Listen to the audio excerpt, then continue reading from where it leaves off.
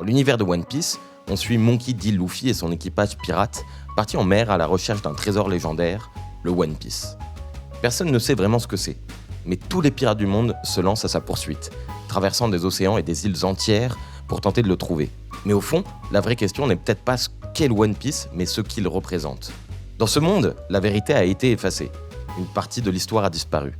Et ceux qui détiennent le pouvoir contrôlent ce que les peuples ont le droit de savoir.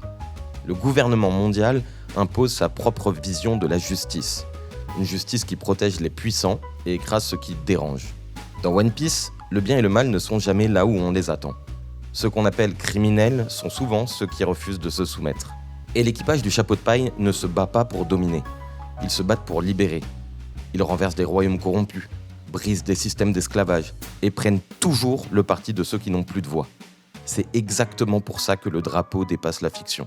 Il a commencé à apparaître dans les manifestations pour la Palestine, puis progressivement dans d'autres luttes, dans d'autres pays du Sud global et ailleurs. Parce que dans notre monde aussi, des histoires sont effacées, des peuples sont dominés et des vérités sont confisquées. Alors porter ce symbole, c'est plus qu'un clin d'œil. C'est presque invoquer un imaginaire commun, celui de l'œuvre manga la plus vendue du monde. Celui d'un monde où l'on écoute ses rêves, où l'on refuse l'injustice, même quand elle est présentée comme une norme. C'est dire que si ces pirates existaient vraiment, ils seraient du côté de ceux qui résistent. Et que peut-être qu'après tout, le One Piece n'est pas un trésor, mais la liberté.